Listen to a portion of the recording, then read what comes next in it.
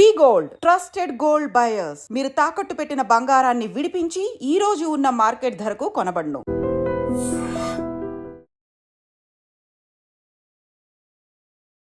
Hi hello నమస్తే, welcome back to iDream media. ఈరోజు మనతో ఉన్నారు సర్టిఫైడ్ ఫైనాన్షియల్ ప్లానర్ అయిన మాధవిరెడ్డి గారు.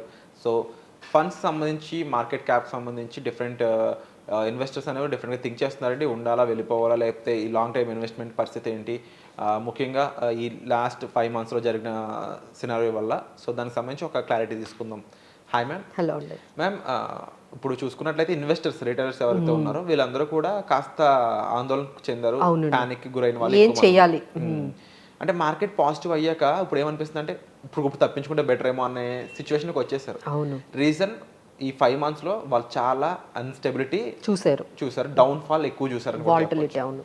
దీనికి మెయిన్ రీజన్ ఏంటంటే వాళ్ళ క్యాపిటల్ సరిగ్గా ఇన్వెస్ట్ చేయకపోవడం, డైవర్సిఫై చేయకపోవడం. రీజన్స్ వచ్చేసి మీరు తెలిసిందే, స్మాల్ క్యాప్ లో ఎక్కువ మంది ఇన్వెస్ట్ చేసేయడం, అప్పుడు లార్జ్ క్యాప్ మాత్రం స్టేబుల్ గా ఉండడం, వాళ్ళకి ఈ డిఫరెన్షియేషన్ తెలియలేదు.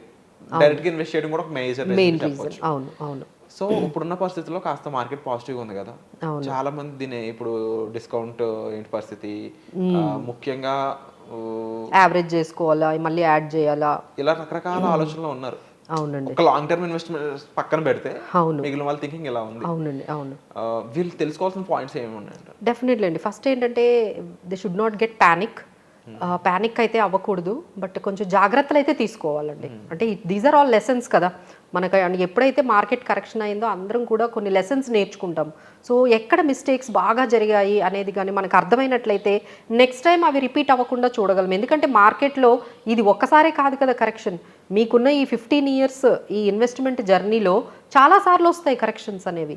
సో ఈసారి మనం ఏం లెసన్స్ నేర్చుకున్నాము, నెక్స్ట్ టైం ఎలాంటివి రిపీట్ అవ్వకుండా చూసుకోవాలి అనేది మనం ఇక్కడ చూసుకున్నట్లయితే బాగా మిస్టేక్స్ జరిగినవి ఏంటంటే ఏవైతే రిటర్న్స్ ఎక్కువగా వచ్చాయో అవి పాస్ట్ పెర్ఫార్మెన్స్ చూసేసి ఓకే మీరు అన్నట్టుగా స్మాల్ క్యాప్స్లో బాగా రిటర్న్స్ వచ్చాయి, మిడ్ క్యాప్స్లో బాగా రిటర్న్స్ వచ్చాయని వాళ్ళ ఓన్గా మీరు అన్నట్టుగా డైరెక్ట్ అనే మోడ్లోకి వెళ్ళిపోయి మీకు కావాల్సిన వాటిల్లో మా దగ్గర అయితే కొంతమంది చూస్తున్నామండి, లైక్ 1000 రూపీస్ దాంట్లో ఒక ఇన్వెస్ట్మెంట్ చేయడము, ఒక 2000 రూపీస్ ఒక కంపెనీలో ఒక స్కీమ్లో పెట్టడము, లేదు ఒక యూట్యూబ్లో చూసాము మేడం అది చెప్పారు, లేకపోతే ఒక అనలిస్ట్ ఇలా చెప్పారు ఈ స్కీమ్లో పెట్టాము, ఇలా దాదాపుగా మీ దగ్గర 20 స్కీమ్లు ఉన్నాయి. ప్రతి స్కీమ్లో 1500 పెడుతున్నారు, 2000 పెడుతున్నారు, చెప్పిన ప్రతి దాంట్లో పెడుతున్నారు. So got so much of confusion. ఇప్పుడు ఫైనల్గా కన్ఫ్యూజన్ అయ్యి మా దగ్గరకు వచ్చి మేడం ఇప్పుడు 20 స్కీమ్లు ఉన్నాయి ఏం చేయాలి. ఎస్ఐపీలు కూడా అంతేనండి. ఎస్ఐపీలు కూడా కొన్ని స్టార్ట్ చేయడము, మళ్ళీ కొన్ని రోజులు అయితే ఆపేయడం, మళ్ళీ దాని మీద రిటర్న్స్ వస్తున్నాయని ఎక్కడో విన్న తర్వాత మళ్ళీ ఇమీడియట్గా ఇంకొక దాంట్లో ఎస్ఐపీ స్టార్ట్ చేయడం, ఇలా ఈ మొత్తం అన్నీ కూడా ఇన్ని ఎస్ఐపీ స్టార్ట్ అయ్యి ఫైనల్గా ఎప్పుడైతే ఈ మార్కెట్ కరెక్షన్ వచ్చిందో వాళ్ళకి ఎందులో నుండి బయటకు వచ్చేయాలి, ఎందులో మనం ఇంకా వెయిట్ చేయాలి, హోల్డ్ చేయాలి, ఇంకొంచెం ఏమైనా ఆ స్కీమ్లో యాడ్ చేసుకోవచ్చా, ఇలాంటి డౌట్స్ అయితే చాలా వరకు చాలామందికి అయితే వస్తున్నాయండి. So what can be done అంటే ప్రతి ఒక్కరికి ఇది సెపరేట్, అంటే ఎవరు ఇష్టం వచ్చినట్టు వాళ్ళు పెట్టుకున్నారు కాబట్టి వాళ్ళు కన్సల్ట్ అయ్యి పర్సనల్గా ఎవరి ఇష్యూస్, ఏ స్కీమ్స్ ఉంచుకోవాలి, ఏ స్కీమ్స్ నుంచి బయటకు వచ్చేయాలి. ఫైనల్గా మేము చెప్పేది ఏంటంటే too many schemes are not good అండి. ఎక్కువ స్కీమ్స్ అయితే మీరు మెయింటైన్ చేయకండి ఇలాంటి టైంలో. అసలు ముందు క్యాపిటల్ కనీసం నష్టాలకు పోకుండా అదన్నా సేఫ్ ఉండేట ఏమైనా ప్లాన్ చెప్తారా అనిపిస్తున్నారు. రైట్ అండి. మీరు ఏం చేయాలి అంటే డైవర్సిఫికేషన్ అంటే ఇక్కడ రెండే మనం చెప్తామండి. అంటే ఐడియల్ ఎలా పెట్టుకోవాలి అనే దానికి మనం చెప్పొచ్చు. మీరు కానీ కొంచెం అగ్రెసివ్గా ఉన్నారు, మేము కొంచెం లాంగ్ టర్మ్ ఉంది, మార్కెట్ కరెక్షన్స్ అయినా మేము భయపడము, ఇట్లా కొంచెం అగ్రెసివ్గా ఉన్నాము అంటే వాళ్ళు ఒక 40-50% వరకు లార్జ్ క్యాప్లో పెట్టుకొని మిగతాది mid cap, small cap, and మర్చిపోకుండా ప్రతి ఒక్కరూ ఒక డెట్ స్కీమ్ ఒకటి, ఒక గోల్డ్ స్కీమ్ ఒకటి యాడ్ చేసుకున్నారనుకోండి. సో ఫ్యూచర్లో అంటే ఇప్పుడు యాడ్ చేసుకోలేదు, అట్లీస్ట్ ఇప్పుడైనా యాడ్ చేసుకోండి. ఎవరైతే ఈ ప్రోగ్రామ్ చూస్తున్నారో యాడ్ చేసుకుంటే ఇలాంటివి ఎన్ని షాక్స్ వచ్చినా మార్కెట్లో మీ పోర్ట్ఫోలియో అనేది కొంచెం హెడ్జింగ్ అవుతుంది. సో అందరూ చేయాల్సింది ఏంటంటే ఒక గోల్డ్ ఫండ్ ఒకటి, ఒక డెట్ స్కీమ్, ఇవన్నీ కాదు అనుకుంటే మల్టీ అసెట్ ఫండ్స్ మార్కెట్లో ఉన్నాయండి. ఐసిఐసిఐ మల్టీ అసెట్ ఫండ్ ఉంది, క్వాంట్ మల్టీ అసెట్ ఫండ్స్ ఉన్నాయి.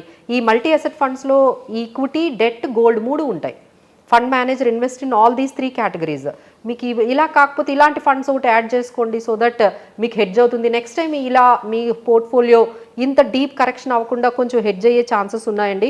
లేదు మీరు మరీ కన్జర్వేటివ్గా ఉన్నారంటే 60% వరకు మీరు లార్జ్ క్యాప్లోకి వచ్చేసి ఓన్లీ 10% మాత్రమే మీరు mid and small cap for the growth కోసం పెట్టుకొని మిగతా మళ్ళీ 20% మేము చెప్పినట్లుగా గోల్డ్ ఫండ్స్ డెట్ ఫండ్లో పెట్టుకుంటే మీకు ఎన్ని కరెక్షన్స్ వచ్చినా మార్కెట్లో ఈ విధంగా ఎన్ని కరెక్షన్స్ వచ్చినా మీకు ఇబ్బంది లేకుండా మీకు ఈ పోర్ట్ఫోలియోస్ అనేవి ఉంటాయండి. అండ్ ఇంకొకటి ఏంటంటే now the think comes with అసలు ఎలాంటి స్కీమ్స్ ఉన్నాయి వాటి గురించి మనకి ఎంతవరకు అవగాహన ఉంది అంటే చాలామందికి multi cap funds flexi cap funds కూడా డిఫరెన్స్ అర్థం కావట్లేదు.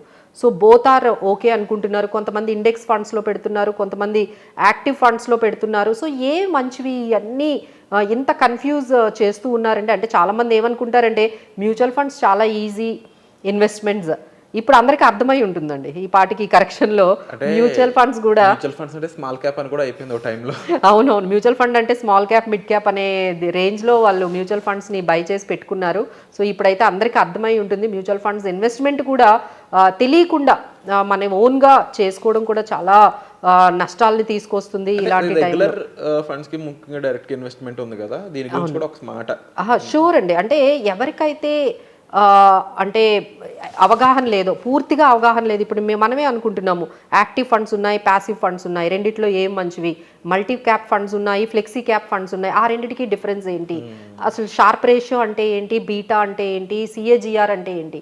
ఇప్పుడు ఈ విషయాలు ఏవి తెలియకుండా మీరు డైరెక్ట్గా మీరే ఓన్గా అక్కడ మీకు కనిపించిన ఫండ్స్లో ఇన్వెస్ట్మెంట్ చేశారనుకోండి, ఆ తర్వాత మీరు అంతా కూడా మీకు ఒక కన్ఫ్యూజన్లో ఉంటారు. ఏంటంటే అరే నేను సెలెక్ట్ చేసుకున్నాను ఇది కరెక్టా కాదా, ఈ కన్ఫ్యూజన్లో ఎప్పుడో ఒకప్పుడు మీరు ఏదో ఒక రాంగ్ డెసిషన్ అనేది తీసుకుంటారు. సో మీకు ఎవరికి ఏమీ ఇంత నాలెడ్జ్ అంటే ఇంత పర్టికులర్గా ఈ బీటా, షార్ప్ రేషియో, ఈ multi asset funds, flexi cap funds వీటి గురించి పెద్ద డిఫరెన్సెస్ ఏవి తెలియలేదంటే పెద్ద డిఫరెన్స్ ఏమి ఉండదండి. అంటే డైరెక్ట్కి రెగ్యులర్కి మ్యాక్సిమం ఒక 1% డిఫరెన్స్ ఉంటుంది. బట్ మీరు ఒక ఎక్స్పర్ట్ దగ్గరికి వెళ్ళారనుకోండి, వాళ్ళు ఒక 4% మీకు ఎక్స్ట్రా రిటర్న్ ఇస్తే 1% ఇవ్వడంలో తప్పే ఉంది. అలానే మార్కెట్ పడిపోతున్నప్పుడు మీరు ఓన్గా చేసుకున్నప్పుడు 20% పడింది, ఒక ఎక్స్పర్ట్ ద్వారా వెళ్ళడం వల్ల జస్ట్ 10% అంటే 20% పడే బదులు 10% మీకు కరెక్షన్ అయితే యూ కుడ్ హ్యావ్ సేవ్ 10% కదా. సో మనం ఎప్పుడు ఆ 1% దగ్గర ఆగిపోతున్నాం. అమ్మో వీళ్ళ దగ్గరికి వెళ్తే 1%, రెగ్యులర్కి వెళ్తే 1% ఎక్కువగా వెళ్ళిపోతుంది, అదే మనం చేసేసుకుంటే ఈ 1% మిగిలిపోతుంది. ఆ 1% దగ్గరే ఆగిపోతూ చాలా మిస్టేక్స్ చేస్తున్నారండి. అంటే వాళ్ళ ప్రిన్సిపల్స్ని రిస్క్లో పెట్టేస్తున్నారు, రిటర్న్స్ని కూడా చాలా వరకు వాళ్ళు ఫోర్గో చేసుకోవాల్సి వస్తుంది. అదే ఒక ఎక్స్పర్ట్ దగ్గరికి వెళ్ళారనుకోండి, 1% పక్కన పెడితే అసలు మీకు యాక్టివ్గా వాళ్ళు మేనేజ్ చేసి మీకు 5-6% ఎక్కువ ఇస్తున్నారు కదా. సో 1% ఇవ్వడంలో తప్పేమీ లేదు అని నాకు అనిపిస్తుంది. ఆ తర్వాత ఫైనల్గా ఏమవుతుంది అంటే ఈ మిస్టేక్స్ అన్నీ చేసి ఇక మాకు మ్యూచువల్ ఫండ్స్ వద్దు అలా ఫిక్స్ అయిపోతున్నారు. ఇక మా వల్ల కాదు, ఇవేవి మాకు అర్థం కావు. అది ఎప్పుడు ఒక 2-3 ఇయర్స్ అయ్యేటప్పటికి వాళ్ళకి ఆ పేషెన్స్ ఉండట్లేదు. వాళ్ళు ఏవో ఎక్స్పెక్టేషన్స్ తో ఎస్ఐపి ద్వారా మనీ పెట్టిన వాళ్ళందరూ 1 ఇయర్ లోనే వెనక్కి వెళ్ళిపోతారు. అవునండి, అవును. ఇప్పుడు మనకి ఎస్ఐపి స్టాపేజ్ రేషియో 122%. అంటే 44 lakh కొత్త ఎస్ఐపిస్ వస్తే 54 lakh పాత ఎస్ఐపి స్టాప్ అయిపోతున్నాయి. So this is how.